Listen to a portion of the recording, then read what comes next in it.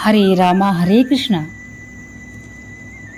सुदामा जी भगवान श्री कृष्णचंद्र के बाल्यकाल से सखा थे, यह आप सभी जानते हैं। दोनों उज्जैन में संदीपनी जी महाराज के घर एक साथ ही पढ़े थे। सुदामा वेदवेत्ता, विषयों से विरक्त, शांत और जितेंद्रिय थे। विद्या पढ़ चुकने पर दोनों सखा अपने अपने घर चले गए थे। सुदामा बड़े ही गरीब थे। एक समय ऐसा हुआ कि लगातार कई दिनों तक इस ब्राह्मण परिवार को अन्न के दर्शन नहीं हुए। भूख के मारे बेचारी ब्राह्मणी का मुख सूख गया था।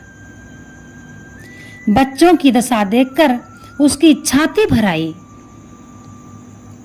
वह जानती थी कि द्वारिकाधीश भगवान श्री कृष्णचंद्र मेरे स्वामी के सखा हैं।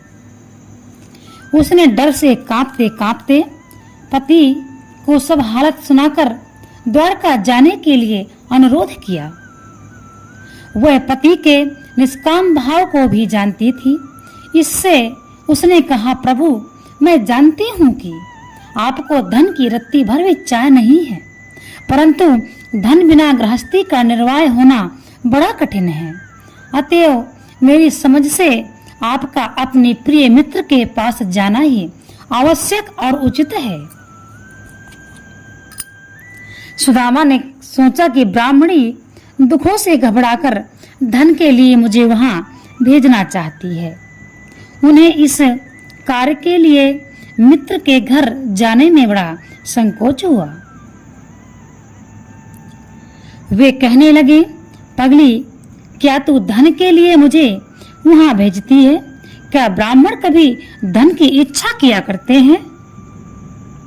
अपना तो काम भगवान का भजन ही करना है। भूख लगने पर भीख मांग ही सकते हैं। ब्राह्मणी ने कहा, यह तो ठीक है, परंतु यहाँ भीख तो नसीब नहीं होती। मेरे फटे चिथड़े और भूख से छटपटाते बच्चों को मुंह की ओर तो देखिए। मुझे धन नहीं चाहिए।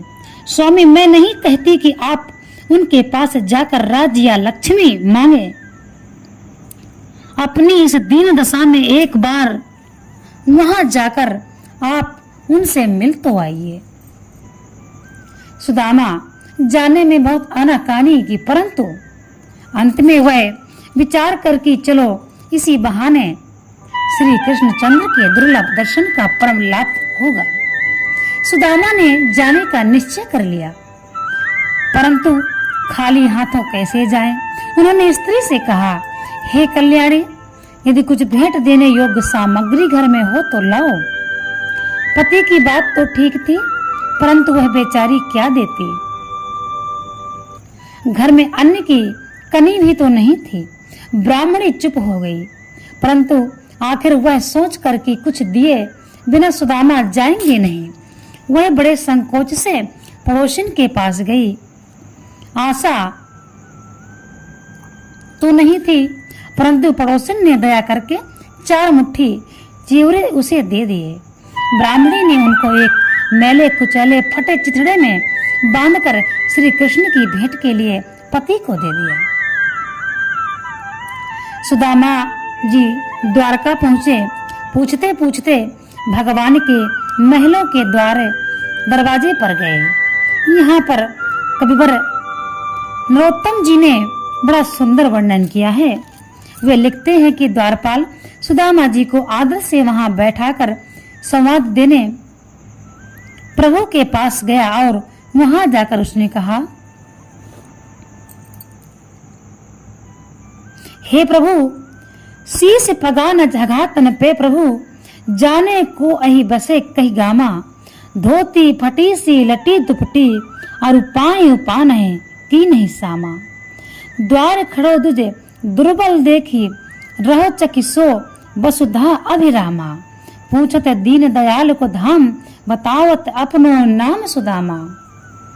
भगवान सुदामा शब्द सुनते ही सारी सुध बुध भूल गए और हड़बड़ाकर उठे। मुकुट वहीं रह गया, पीताम्बर कहीं गिर पड़ा, पादुका भी नहीं पहन पाए और दौड़े। द्वार पर भगवान ने दूर से ही सुदामा का बुरा हाल देखकर कहा, ऐसे बिहाल विवाइन सो पग कंटक जाल पड़े पुनि जोए, हाय महादुख पाए सखा तुम, आए इतै न कितै दिन खोए। देखिए सुदामा की दीन दशा करुणा करके करुणा निधि रोए, पानी परात को हाथ छियो नहीं, नैनन के जल से पग धोए। परात का पानी छूने की आवश्यकता ही नहीं हुई, सरकार ने अपने आंसुओं की धारा से ही सुदामा के पद पखाड़ डाले और उन्हें छाती से चिपटा लिया। तदंतर भगवान उन्हें आदर सहित महल में ले गए और वहां अपने दिव्य पलंग पर बैठाया तथा स्वयं अपने हाथों से पूजन की सामग्री का संग्रह कर अपने ही हाथों से उनके चरणों को धोकर उस जल को स्वयं त्रिलोक पावन होते हुए भी अपने मस्तक पर धारण किया। तदंतर भगवान ने प्रिय मित्र के शरीर में दिव्य गंध युक्त चंदन अगर कुमकुम लगाया और सुगंधित पुष्प धूप आदि से पूजन करके उन्हें सुदामा का शरीर अत्यंत मलिन और क्षीण था। देह भर में स्थान स्थान पर नसें निकली हुई थी। वे एक फटा पुराना कपड़ा पहने हुए थे, परंतु भगवान के प्रिय सखा होने के नाते साक्षात लक्ष्मी का अवतार रुक्मणी जी अपनी सखी देवियों सहित रत्न दंड युक्त व्यंजन चामर हाथों में लिए परम दरिद्र भिक्षुक ब्राह्मण की बड़ी चाव से सेवा पूजा करने लगी। भगवान श्री कृष्ण सुदामा का हाथ अपने हाथ में लेकर लड़कपन की मनोहर बातें करने लगे। कुछ देर के बाद भगवान ने प्रिय मित्र की ओर प्रेम पूर्वक दृष्टि से देखते हुए हंसकर कहा कि भाई तुम मेरे लिए कुछ भेंट भी नहीं लाए हो। भक्तों की प्रेम पूर्वक दी हुई जरा सी वस्तु को भी मैं बहुत मानता हूँ, क्योंकि मैं प्रेम का भूखा हूँ।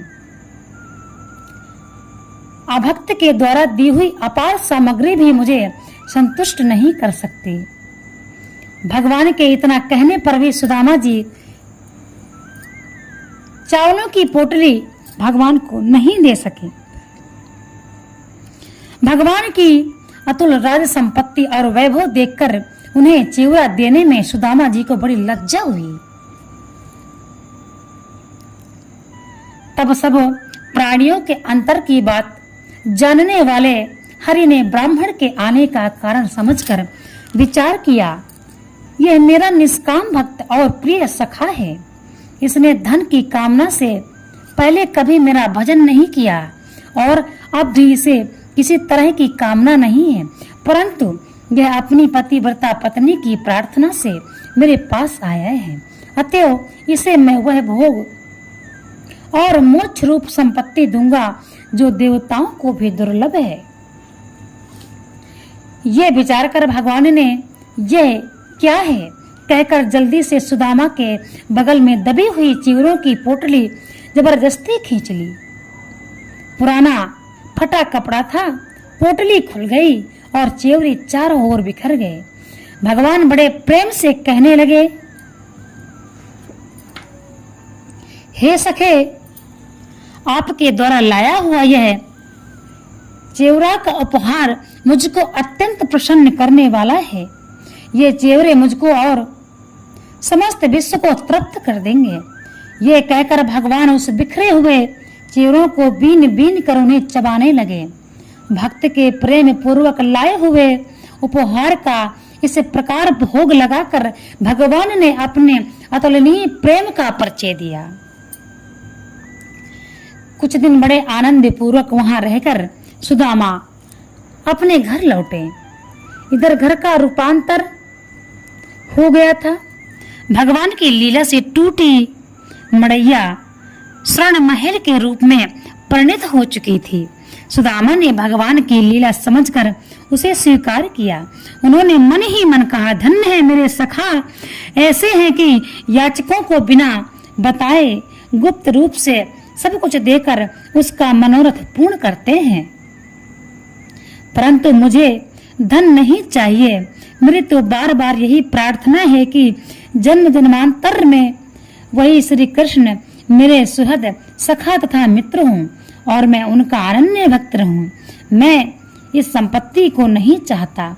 मुझको तो प्रत्येक जन्म में ये सर्वगुण संपन्न भगवान की विशुद्धि भक्ति और उनके भक्तों का पवित्र संग मिलता रहे। वो दया करके ही धन नहीं दिया करते, क्योंकि धन के गर्भ से धनवानों का अधः पतन हो जाता है। इसलिए वे अपने अदूरदर्शी भक्तों को संपत्ति, राज्य और ऐश्वर्य नहीं देते। सुदामा आजीवन अनास भक्त भाव से घर में रहे और उन्होंने अपना समय भगवान के भजन में ही बिताया। इतनी संपत्ति होते हुए भी सुदामा जी जैसे पहले रहते थे वैसे ही अपना जीवन बिताया। और मित्र हो तो भगवान कृष्ण जैसा, जो आपकी भावनाओं को आपके बिना बताए समझ ले और आपकी मदद कर दे, आपको पता भी